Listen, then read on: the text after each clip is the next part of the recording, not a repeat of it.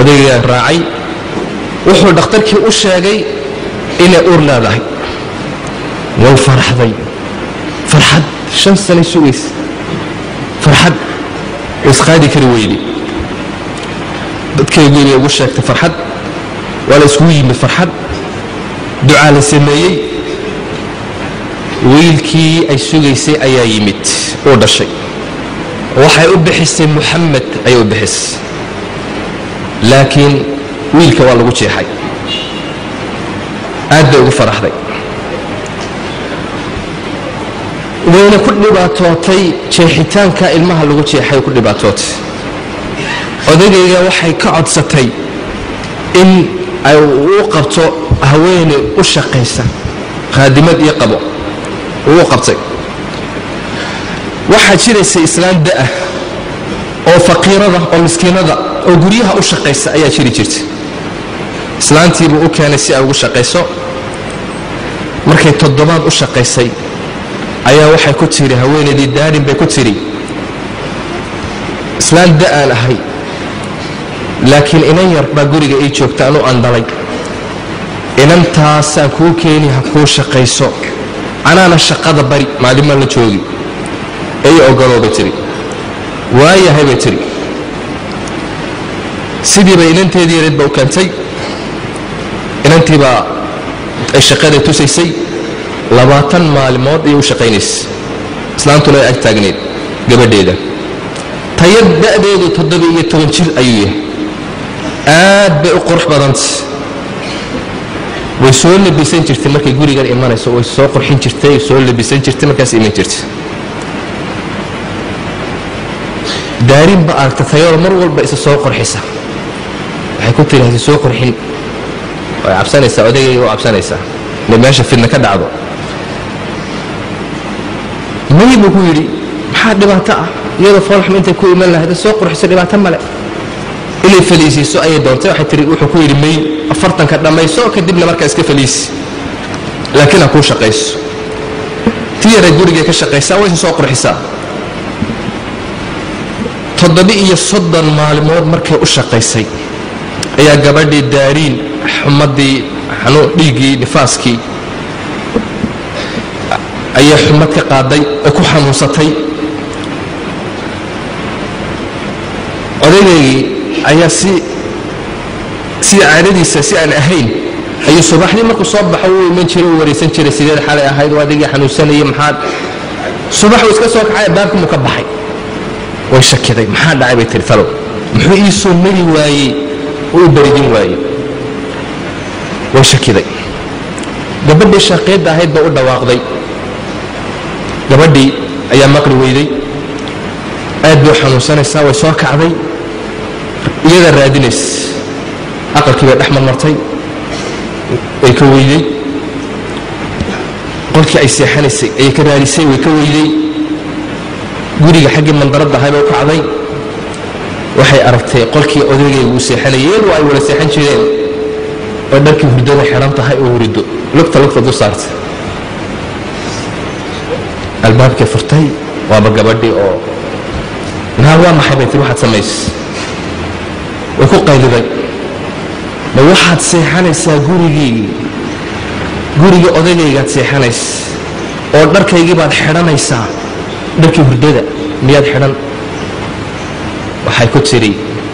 hadalkaaga u fiirso ha igu dambaabi gurigan anigaale ma ogid uu guursaday odaygu in toddobaad laga joogo caruusad baan ahay arrintiiba meesha khilaafa ka yimid waa la isku qabtay meesha faarfaar baa bilaabay dumarkii iyo xagash dhulkaa la isku ladgay meesha dagaal xoog la ka dhacay kadibna ilmihii yaraabay soo qaadatay axmed mise maxamed buu ahaa maxamed way la soo dhaadhacday hoosay la joogtaa odaygeygii baa yimid isagoo lalaya aawoodu yidhi waxay tiri kor bay joogtaa uu dhawaaqay umu maxamed xaggee joogtaa albaabkiiba furay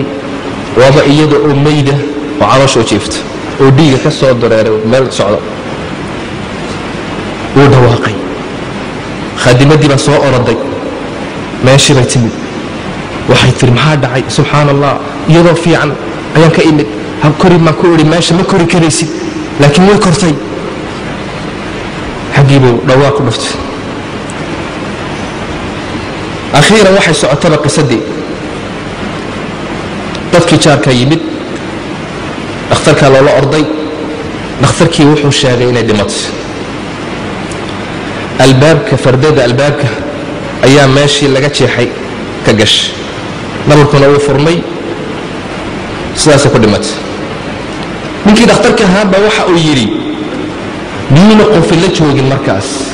maydu yiri wiilkayga yar ma la joogay maxamed waa qadar ilaahi baa la yiri saas lagu aas saddex maalmood kadib markii la aasay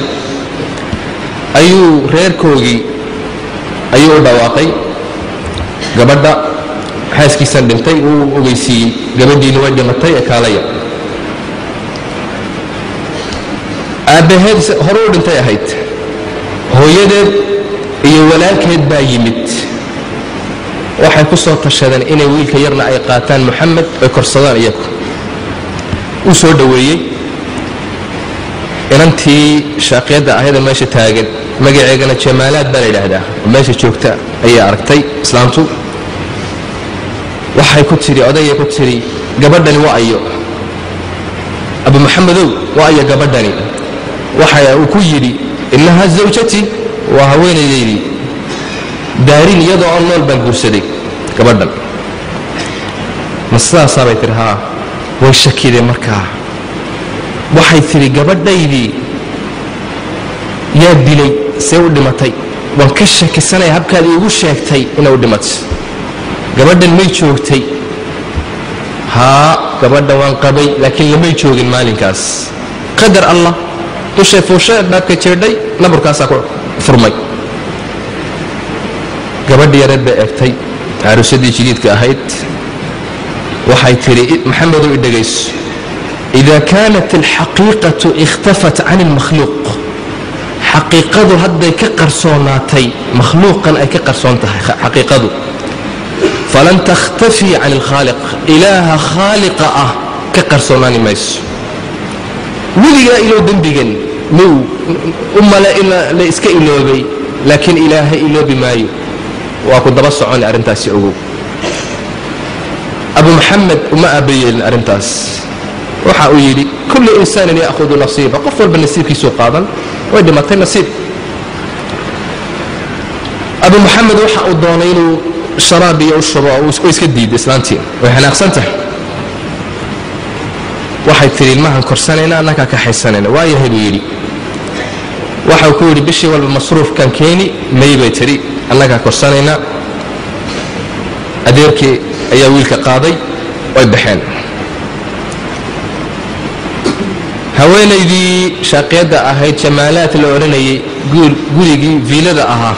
ayay ku nimcaysataa ku dhex noosh marna dushay tagtaa marna hoos nolol fiican ayay ku noosh faqirnimadii way ka raysatay xaalkeegu wanaagsanaaday sanad kala soo maray si wanaagsan sanad kala soo maray si wanaagsan caruur bay u dhashay 8 wiil iyo 3 hablood ayay u dhashay waa mis